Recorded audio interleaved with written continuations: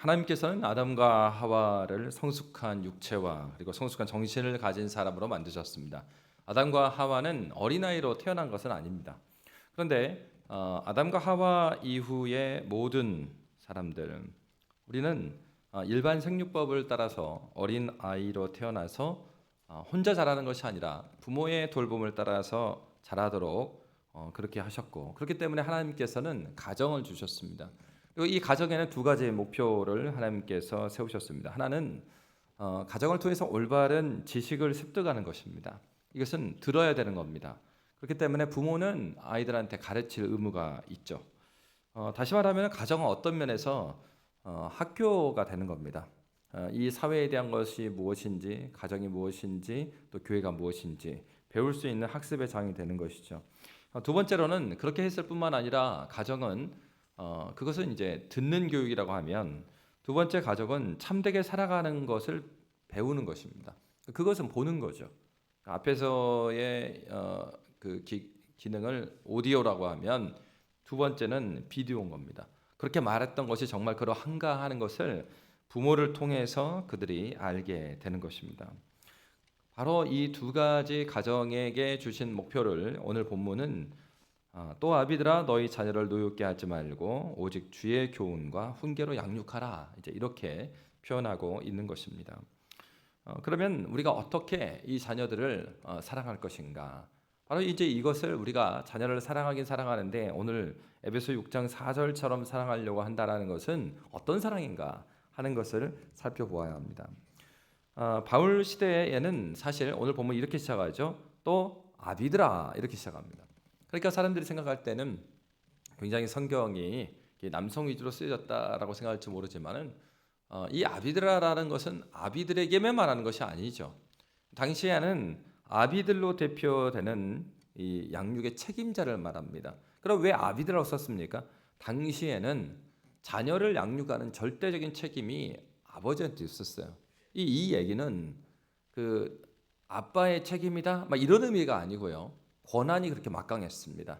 그래서 로마의 기록을 봐도 어떤 기록이 있냐면은 한 장군이 이제 알렉산드리아로 이제 배를 타고 출장을 떠났습니다. 그러니까 배 안에 있는데 알렉산드리아에 도착하니까 이제 그 집으로부터 한 편지가 왔습니다. 근데 그 편지에 뭐라고 적혀 있냐면 그 부인이 보낸 편지입니다. 그래서 이번에 딸을 낳습니다. 근데 이 아이를 어떻게 하실지 말씀해 주시면 그대로 따르겠습니다. 그 얘기는 뭐냐면 당시에 로마 시대에 여자아이들은 많이 버려졌습니다.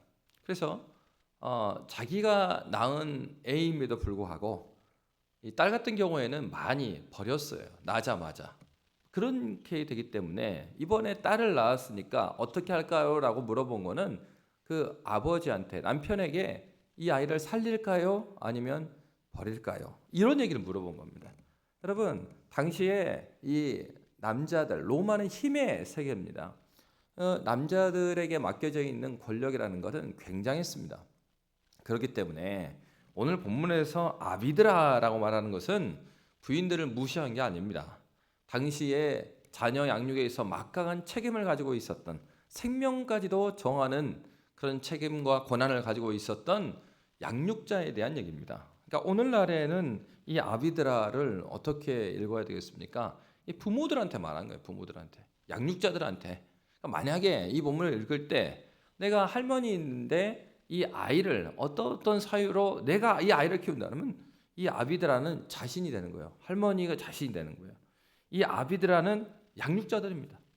자녀를, 이 아이를 양육하는 모든 자들에게 하는 얘기죠.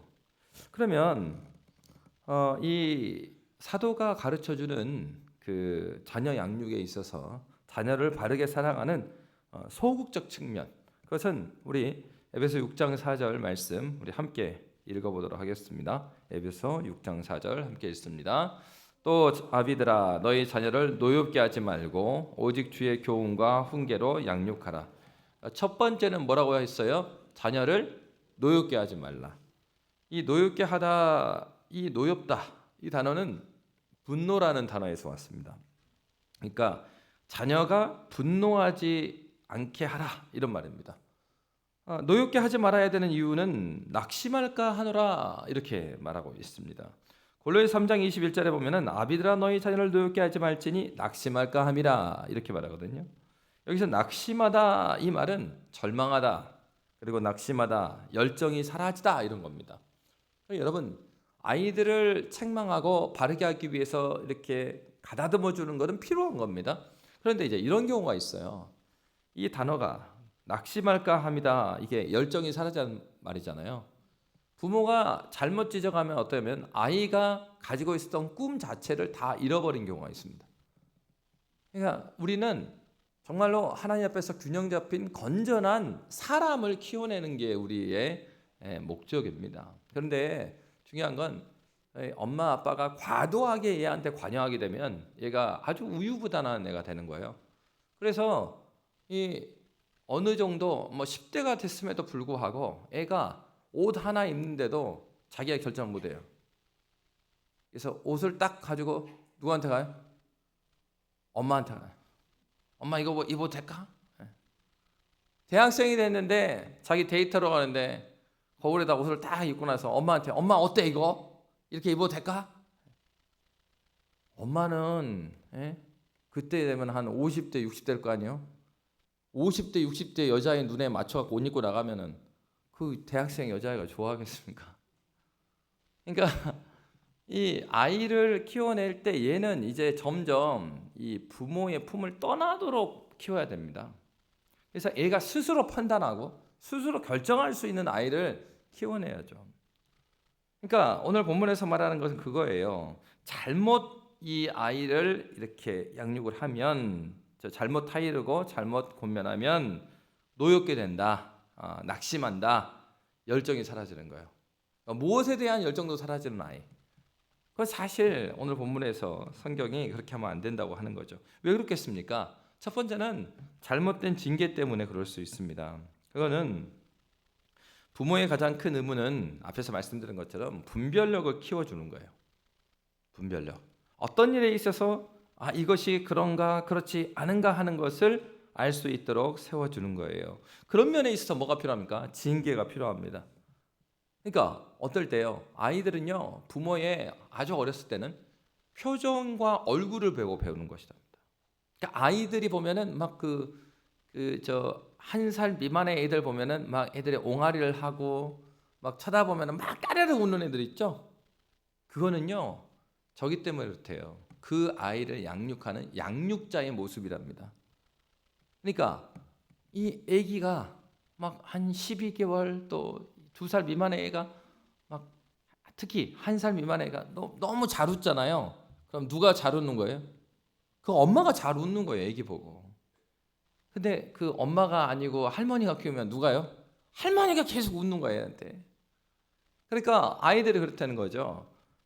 부모, 양육자입니다. 양육자의 표정을 보고 이것을 해도 되느냐 하면 안 되느냐를 배우는 거죠. 분별력이에요.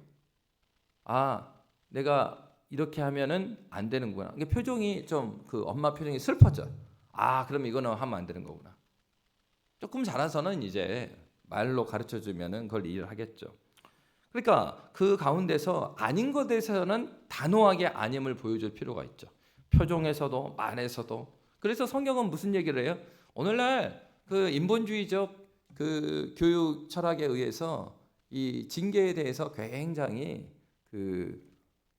무엇으로도 때리면 안 된다고 그러는데 그거 쉽지가 않아요.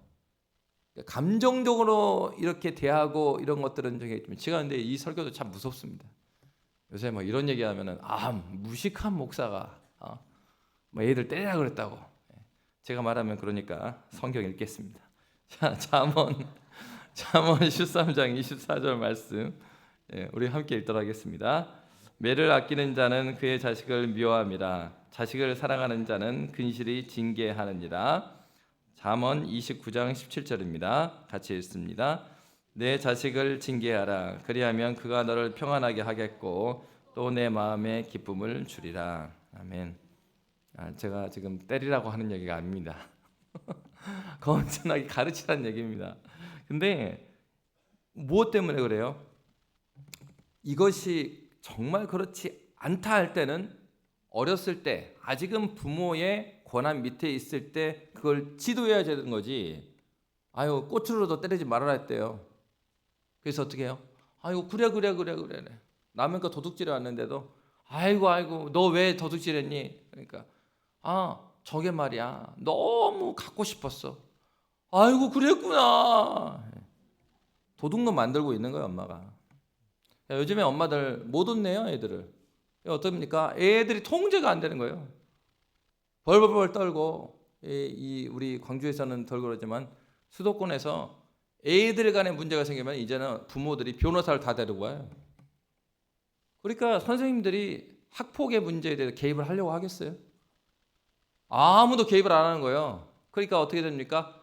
애들이 자기 소견에 옳은 사춘기를 보낸단 말이에요. 아무도 통제하지 않아요. 이상한 애들이 되는 거죠. 심지어 언제까지요? 군대에 가서도 요즘에 그런다고 합니다. 군대의 소대장이 그런 얘기를 해요. 소대장들이 자기가 유치원 교사 된 것 같대요. 조금만 잘못해도 조금만 서운해도 엄마들한테 연락이 온대요. 소대장한테. 군대에. 어머니들 그러시면 안 됩니다. 이게 정말 이 아이가 옳고 그름에 대해서 바르게 판단할 수 있도록 키워내는 것이 그리스도인 부모의 사명이에요. 그리고 쉽게 생각하면 안 됩니다. 그러니까 성경에서 분명히 무슨 얘기를 합니까? 자녀를 징계를 하는데 감정적으로 하라 그런 것이 아니고 이 아이가 옳은 것이 무엇이고 그른 것이 무엇인지 분별할 수 있도록 돕는 것, 그것이 바로 부모의 역할이죠. 그러니까 잘못된 징계가 분노를 일으켜요. 그래서 징계가 잘못되면 아이는 분노를 품죠. 그러니까 징계 자체가 올바르지 않거나 또 과도하거나 굉장히 감정적이거나 또 일관성이 없고 막 그럴 때 그 아이들은 이거는 굉장히 공정하지 않다고 받아들이는 것입니다. 두 번째로는 그릇된 기대가 있어요. 부모님들이 그 자녀를 망가지게 하는 것은 자기가 못했던 많은 것들을 아이들한테 투영하는 거예요. 그러니까 부모는 본성적으로 자기 자녀를 사랑할 수밖에 없죠. 그래서 보통은요, 자기 자녀가 다 특별하다고 생각합니다. 그래서 자기 자녀가 조금만 잘해도 굉장히 잘한 것으로 착각을 많이 해요. 근데 할아버지 할머니들은 그럴 수 있습니다. 할아버지 할머니들은 그렇다고 그래요. 저는 아직 할아버지가 아니기 때문에 모르겠는데 할아버지 할머니들은 그냥 보고만 있어도 너무 좋다면서요. 그냥 뭐 무슨 짓을 해도. 그러니까 할아버지 할머니는 오케이 그럴 수 있어요. 근데 부모는 그렇게 합니다. 그러니까 이 아이에게 있어서 그 그릇된 기대, 그냥 이런 경우도 있습니다. 요새는 이제 아이들 공부를 워낙 많이 시키니까 아이가 조금만 잘해도 엄청 잘한다는 착각을 막 가져와요. 그러면서 자기가 하지 못했던 공부를 아이들한테 막 시키는 엄마들이 있습니다. 여러분 그 뇌과학자 얘기를 들어보면은 그 아이의 성적의 대부분은 그 부모 책임입니다. 그렇게 뭐 별로 인정을 안 하시네. 그냥 아이가 딱 몇 점을 맞았다 그러면 그 여러분의 성적표를 생각하면 됩니다. 그보다 더 잘하는 거는요. 이건 아주 특별한 하나님의 은혜예요. 야, 저는 정말 아이들이 딱 하면 웬만하면 그래 잘했다. 제가 초등학교 처음에 국민학교 처음 가갖고 맞은 받아쓰기 말했죠. 몇 점 맞았다고요? 기억을 못 하시는군요. 10점 맞았습니다. 10점. 저는 기준이 별로 높지 않아요. 그래서 웬만하면 그래. 중요한 거는 오늘보다 내일이 한 발자국이라도 더 나가면 된다. 뒤로만 같이 말자 우리. 그냥 얼마나 좋냐. 10점 맞았으면 앞으로 나아갈 길이 90점이나 있지 않냐. 무궁무진한 가능성이 있다. 처음부터 90점, 100점 맞은 놈들 얼마나 힘들겠냐. 그러니까 여러분, 우리가 그 잘못된 기대를 가지면 안 돼요. 자기 부모가 평범했는데 자녀는 막 그 서울대 나와서 하버드 가기를 원하는 부모가 있단 말이에요. 힘듭니다. 힘들어. 중요한 거는 이 아이가 그렇다고 해서 이제 자기의 맡은 일을 성실하게 하지 않는 것은 안 되겠죠. 중요한 건 이 점수나 그런 것들이 중요한 게 아니라 네가 하나님 앞에서 성실하게 갔느냐 같지 않았냐 바로 이렇게 가르쳐 주는 거예요. 그럴 땐 기대를 하면 안 돼요. 중요한 것은 하나님께서 각자마다 주신 달란트가 있습니다. 여러분, 하나님의 소명, 부르심이라는 것은 그 달란트와 무관하진 않아요. 하나는 그 아이의 달란트하고요, 그 다음에 또 하나는 그 아이의 히스토리가 있습니다. 그러니까 달란트라는 것은 고유하게 하나님께서 그 아이에게만 주신 거죠. 그 아이가 잘하는 것을 가지고 있어요. 하나님 히스토리라는 얘기는 그 아이의 인생 가운데 하나님께서 그 아이를 특정한 방향으로 이끄시는 그의 역사가 있습니다. 그 아이의 역사. 그걸 잘 관찰해야 돼요. 그러니까 내가 정해주고 내가 결정해 줄 게 아니라 관찰을 해야 돼요. 관찰을 주의 깊게. 하나님께서 이 아이를 어디로 이끌고 가고 계시는구나. 그래서 우리가 조언을 해줄 수는 있어요. 그러나 부모가 모든 것들을 정해주는 건 그럼 바라지 않죠. 잘못된 기대, 그릇된 기대가 아이를 분노하게 만듭니다. 세 번째로는 언행의 불일치예요. 이거 굉장히 이제 민감한 부분이죠. 그러니까 아이는 오디오와 비디오로만 그렇게 배우는 것이 아니라 부모의 뒷모습을 통해서 배운답니다. 그러니까 부모가 어떻게 살아갔느냐로 배운대요. 그러니까 아무리 앞에서 그런 척, 야 신앙생활 열심히 해야 된다. 그리고 야 너 게임하면 안 되고 그렇게 한참 했어요. 그리고 나서 엄마 아빠는 침대맡에 뭘 놔둬요? 스마트폰. 그래서 친히 보여주시는 거죠. 자기 전에는 말씀을 묵상하는 게 아니라 자기 전에는 스마트폰을 묵상하고. 아이들이 아무리 가르치고 뭐 해도 아이들은 부모의 그 뒷모습을 따라가요. 그러니까 여러분, 이 언행의 불일치는 무슨 얘기를 합니까? 그러니까 그런 얘기 하잖아요. 자녀를 키워봐야 어른이 된다 그러잖아요. 그러니까 이 자녀를 키워보면서 내가 진실로 변화되지 않으면, 그러면 가장 가까이 있는 아이들은 그걸 알죠. 아빠 엄마는 목사이고 선교사인데 진짜 목사 선교사로 살기를 원치는 않고 그렇게 살고 있지는 않은데 그냥 직장 생활하고 있는 거야. 아이들이 알죠.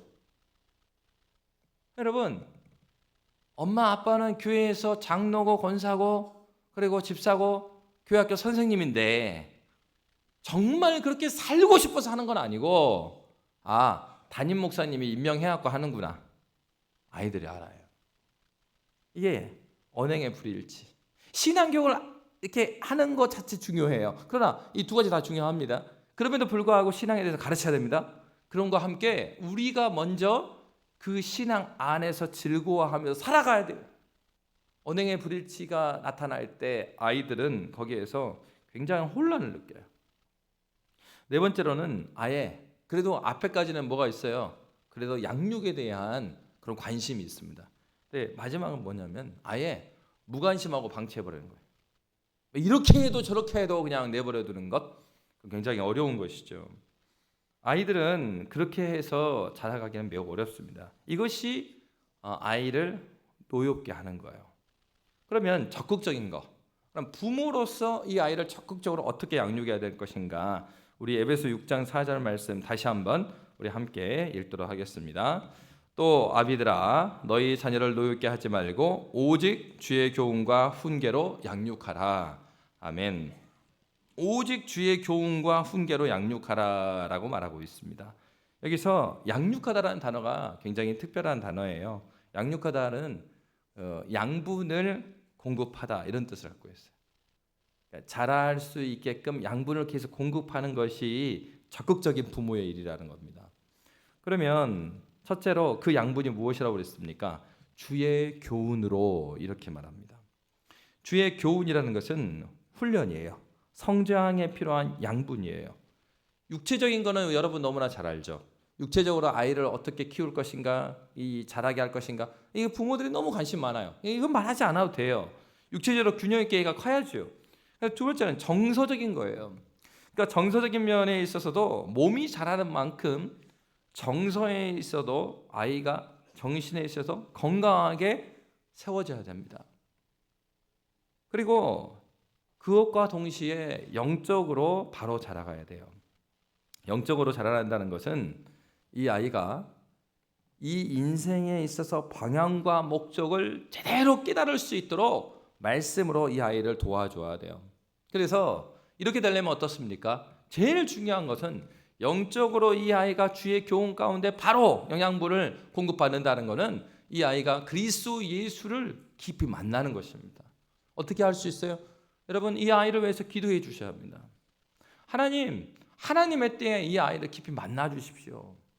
많은 지식과 이 교회의 오랫동안의 생활이 그 아이의 영적인 균형 보장하지는 않아요. 그가 그리스도 예수를 만나지 않으면 이 불가능합니다. 얼마 전에 수요 예배 때 드림이 학교에서 와갖고 그 드림이 학교 전교생이 여기서 교복 입고 특송했죠. 거기 교감 선생님 얘기를 들어보니까 그 교감 선생님이 이전에 근무했던 학교가 한동국제학교였어요. 근데 이제 대한학교 중에서 기독교 학교에서 굉장히 잘하는 학교들 중에 하나죠. 근데 거기에서 오랫동안 거기서 일을 했습니다. 근데 거기도 기독교 교육을 합니다. 근데 그 선생님이 하는 얘기가 그래요. 오랫동안 기독교 교육을 위해서 대한학교에 가서 아이들을 가르쳤는데 아이들이 예수 그리스도를 만나지 못하고 이 학교 과정을 마치고 나니까 대학교 가고 직장 생활하니까 다 떠나는 거예요. 그래서 그 선생님이 결심한 것이 이러면 안 된다. 그러니까 기독교 교육에서 첫 번째는 아이들이 회심하는 거다. 여러분 느끼었는지 모르겠지만 그 학생들이요. 제가 그때 이 학생들이 수업으로 온 거예요. 수업으로 양림동에. 그래서 기독교 문화 유적에 대한 프로젝트를 만들어서 조별로 그때 양림동을 다 돌아다녔습니다. 애들이. 그래서 자기들끼리 먼저 연구한 애들이 여기는 어디고 다 설명해주고 다닌 거예요. 아마 여러분들 더 많이 할 거예요. 애들이. 근데 중간중간에 아이들하고 대화하고 부딪혀서 이렇게 이야기를 해보니까 뭘 느끼냐면 자세한 건 모르겠는데 태도가 다릅니다. 애들이. 굉장히 태도가 발라요. 태도가 바르고 적극적이고 아이들이. 그래서 제가 물어본 거예요. 애들이 뭔가 다른 것 같다. 어떻게 학교에서 교육을 하냐. 그러니까 처음에 입학을 하면 한 2달 동안 매주 계속해서 우리 여름 중고등부 수련회처럼 그렇게 낮에는 계속 공부하고 저녁에 그런 집회를 계속 한다는 거예요. 그래서 아이들을 정말로 말씀에 은혜 받도록 또 1대1로 양육이 붙어가지고 계속해서 말씀을 가르치고. 그래서 그 선생님 아들도 작년에 입학을 했는데 그 교감 선생님이 이 프로그램들을 다 만들어놨는데 주변의 선생님들이 그랬다는 거야. 그래, 작년에 어디 한번 보자. 교감 선생님 당신도 한번 당해봐라. 근데 그 아들이 입학을 해갖고 거기서 예수를 깊이 만나고 막 눈물을 흘리면서 이제 아버지한테 편지를 막 읽어줬대. 그러니까 이제 교감 선생님 막 자기도 막 너무 감동이 되고. 여러분, 그리스도 예수를 만나지 않으면요 인생의 목적과 방향 못 찾습니다. 불가능합니다. 내 안에 중심에 그리스도 예수가 앉아 계시지 않은데 어떻게 하나님 나라에 동의하고 하나님 나라를 향해서 달려갈 수가 있겠어요? 불가능합니다. 왜 주의 교훈으로 주의 말씀이 계속해서 아이에게 들어가야 되겠습니까? 하나님 말씀이 들어갈 때 성령께서 일하여 주셔서 그 영혼이 새롭게 됩니다. 그러면 삶에 인생에 있어 미각이 달라지고 삶의 방향과 목적을 분명히 잡으면 공부하지 않아야 해도 합니다. 다른 동기부여가 필요가 없어요. 그 안에 계시는 그리스도 예수께서 그 사랑의 그를 감고 나서 멈출 수가 없는 겁니다. 여러분, 그 말은 이 목사나 선교사만 그리스도 예수를 깊이 만나는 게 아니라 우리 모두가 그렇게 살아가야 되는 거예요.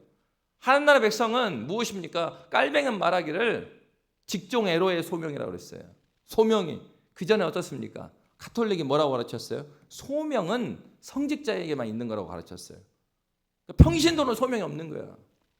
평신도는 열심히 봉사하고 돈을 벌어서 헌금하면 되는 것이고 누구를 위해서요? 성직자를 위해서. 성직자들이 하나님의 영광을 위해서 살아가는 것이 그것이 우리의 삶이다. 이렇게 가르쳤단 말이에요. 종교개혁자들이 그것이 아니다. 여러분들에게도 소명이 있다. 근데 어느 소명이에요? 성직자를 향한, 그러니까 거룩한 것과 거룩하지 않은 것을 구별했단 말이에요, 가톨릭은. 근데 그게 아니라 내가 거룩하니 누구도 거룩해요? 너희도 거룩하다. 여러분이 다 거룩해요. 그렇단 말은 하나님께서 우리가 모두 거룩한데 보낸 자리가 다르잖아요. 나는 이제 목사로 여기 있는 것이고, 여러분은 뭐 선생님으로도 있고 엄마로도 있고, 각자 하나님께서 보낸 자리가 달라요. 중요한 건 뭐냐면 직종애로의 소명이다. 나를 부르신 그곳에서 내가 소명자로 살아가는 겁니다. 하나님께서 보내신 자로 살아가는 거예요. 그러면 그곳에서 힘있게 살아가려면, 그 힘있게 살아가는 근원이 되는 그리스도 예수께서 그의 심장에 있지 않고서 어떻게 그러한 삶을 살아갈 수 있겠냐는 것입니다. 여러분, 이 세상은 이 세상의 질서, 이 세상이 요구하는 그 흐름을 따라서 가고 있는데, 그 안에서 그리스도 예수의 양심을 가지고 힘있게 하나님 나라 질서를 세워가려고 하면, 여기 모여있으니까 여러분은 아멘 아멘 하지. 제가 그랬어요. 예수를 만나고 나서, 그리고 회사 취업해가지고 일을 하는데 너무나 많은 부정부패가 관례라는 이름으로 아무런 거리낌 없이 행해지는 거예요. 내 양심에서는 이것이 아니라고 말하고 있는데 어느 누구도 그걸 가르쳐 주지 않아요. 회사에서 먼저 기독인이라고 하는 분들은 이미 그 판에 물들여갖고 회사 생활을 하고 있는 거예요. 그러면서 한다는 얘기가, 야, 적당히 타협하면서 살아. 좋은 날, 그러면은 여기 힘들 날이시고 좋은 날이 올 거야. 그렇게 깨끗해집니까? 사회가? 내가 더러운데 나중에 부장되고 팀장되고 그래서 사장되면은, 그러면은 개혁을 할 수 있냐 이 말이에요. 오늘날 정치가 보여주는 거 아닙니까? 모두가 더럽기 때문에 더러운 걸 서로 비호해주며 이 검사하지도 않고 추적하지도 않아요. 왜? 다 지저분하니까. 여러분, 사회는 그렇게 변화되지 않습니다. 하나님께서 보낸 우리 자리에서 우리가 하나님의 교훈으로 바르게 되어서, 교육계에 있는 분은 교육계에서, 거기에서 나에게 주어진 고난 안에서 바른 질서를 세워나가는 거예요. 회사에서는 이것이 아니다 그러면 건전한 질서를 세워나가는 게 그리스도의 의무입니다. 그것이 하나님 앞에 살아가요. 근데 그렇게 할 수 있는 힘이 있으려면 뭐가 있어야 되겠습니까? 우리 심령 안에 그리스도 예수께서 주시는 강한 은혜 가운데 붙잡히지 않으면 그거 어떻게 싸워나갑니까? 다니엘 보지 않았어요? 세상 사람들은 그렇게 살아가는 원치 않아요. 누가 그렇게, 뭐 세상 사람만 원치 않습니까? 그렇게 살면요, 옆에 있는 부인도 그래요. 자녀들도 그럽니다. 아빠 뭐 그렇게 까탈을 내, 아빠. 대충 살아.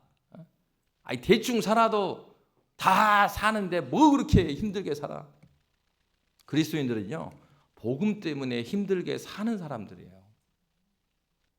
바로 그럴 때 이 땅에 대한 소망이 있는 것이죠.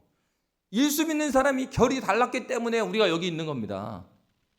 양인교회 선배들이 믿음을 지키기 위해서 자기 목숨을 아끼지 않고 이 민족의 독립을 위해서 나아갔고, 그리고 이 땅의 회복을 위해서 나아갔고, 복음을 전하기 위하여서 일대 목사님, 배유재 목사님의 첫 번째 사모님이 어떻게 돌아가는지 배유재 목사님도 모르잖아요. 복음 전하고 막 다니다가 수많은 선교사님과 선교사님 자녀들이 바로 여기에 묻혀 계신단 말이에요. 그들이 복음을 위해서 이 낙후되어 있는 이 땅에 복음을 전하고 복음으로 살기에 합당하기 위해서 그들의 삶을 던졌기 때문에 우리가 여기 있는 겁니다. 우리가 그렇게 삶을 던지지 않으면 이제는 내일이 없어요. 주의 교훈으로 아이들을 양육한다는 것은 이렇게 중요합니다. 그리고 그 핵심에는 그리스도 예수를 만나는 회심이 있어요. 그러니까 여러분, 교회를 위해서 기도하실 때 첫 번째 기도의 주가는 이 예배를 위해서 기도해 줘야 돼요. 하나님, 예배를 통하여서 이 아이들이 복음을 그 심령 가운데 깊이 새기고 예수 그리스도로 말미암아서 새롭게 되는 은혜를 우리 교회에 허락하여 주시옵소서. 아이를 낳지 못하는 그러한 불임이 되어버리는 교회가 되지 않게 해주시고, 이 교회를 통하여서 오늘날에도 예수 만나는 참된 기쁨을 아는 그런 예배 공동체, 생명을 낳는 교회가 될 수 있도록 하나님께서 은혜를 내려달라고. 그것이 우리가 기도해야 될 기도 제목입니다. 성경은 분명히 말하고 있습니다.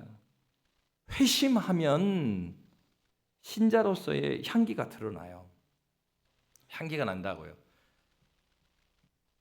우리가 정말로 좋은 대학을 위한 교육에 열을 올리는 거에 10분의 1만이라도 이 복음의 열정을 보인다면 아이들은 변화됩니다. 다른 거 필요 없고 그냥 이것만 생각해 보세요.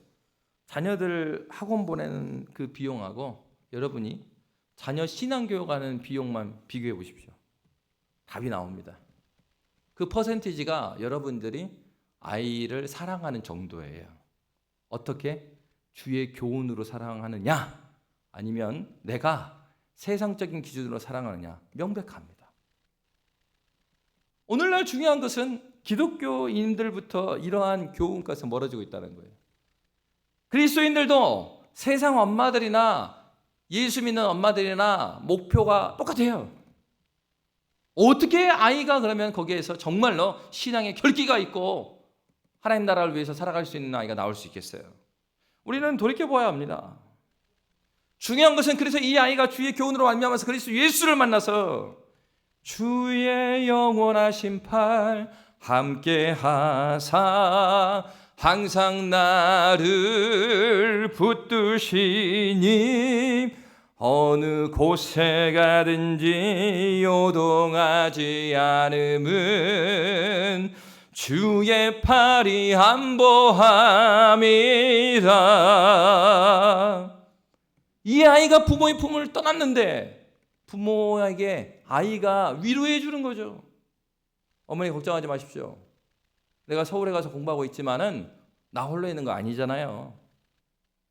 주의 팔이 나를 안보하고 계십니다. 아이가 이런 고백을 할 때 부모의 마음에 얼마나 위로가 됩니까? 중요한 것은 멀리 떨어져 있고 이제 아이가 야, 너 왜 아침에 안 일어나냐? 교회 안 가냐? 너 왜 헌금은 준비했냐? 이런 잔소리 안 해도 그가 예수 그리스도를 만나면 아이 변화됩니다.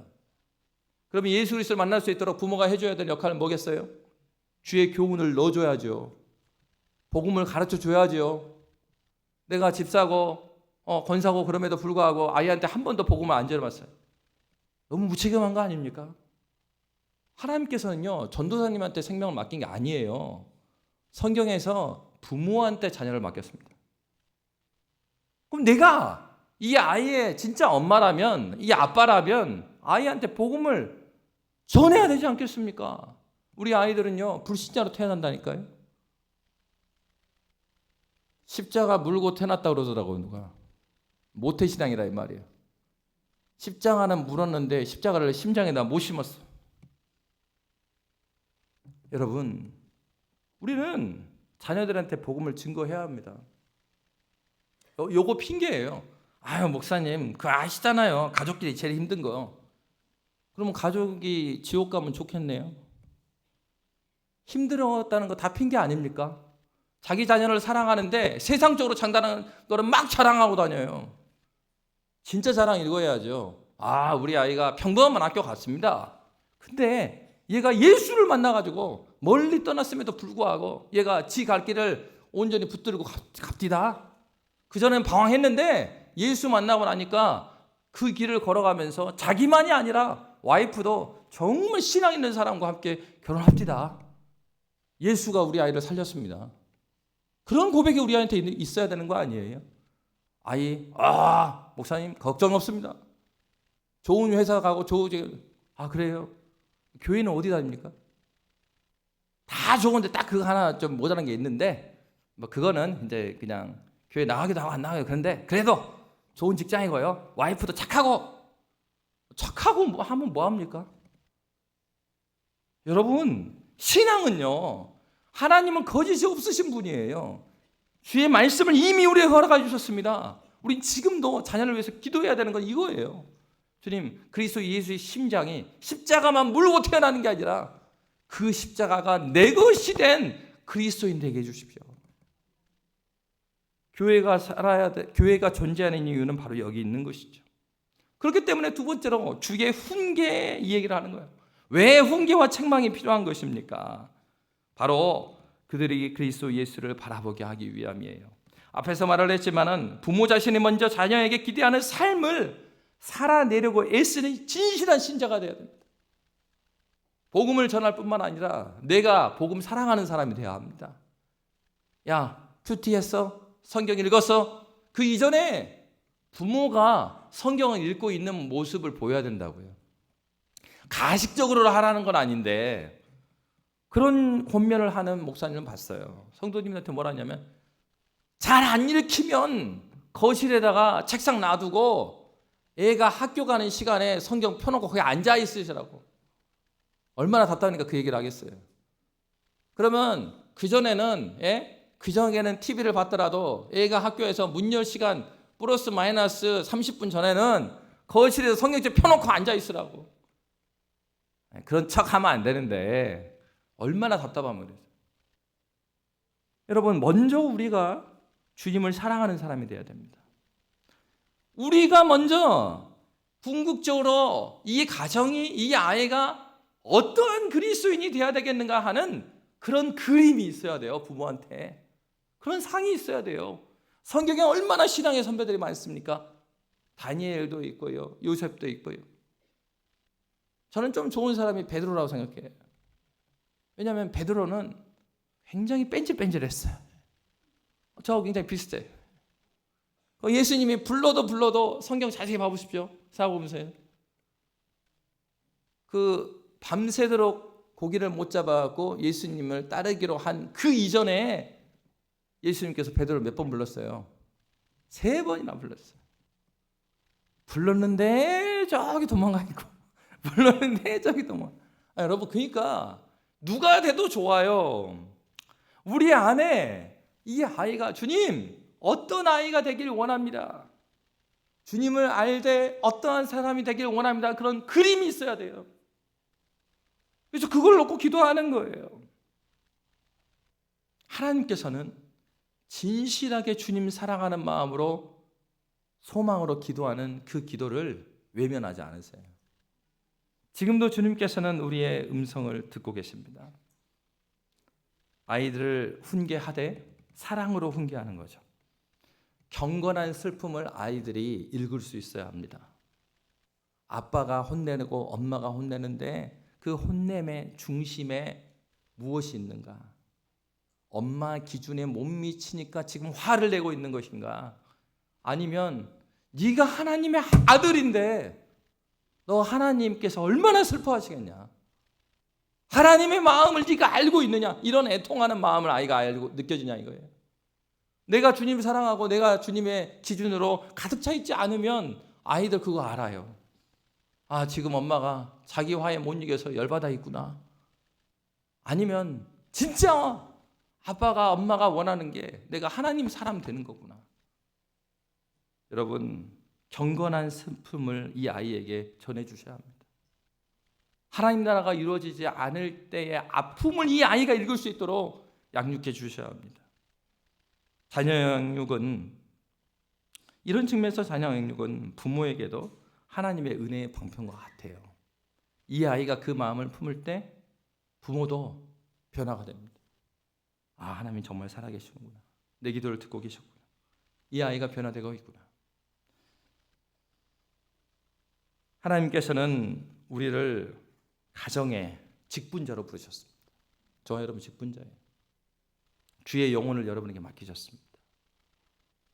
교회에서 직분이 없다 하더라도 우리는 자녀들에게 직분자로 부름받았습니다.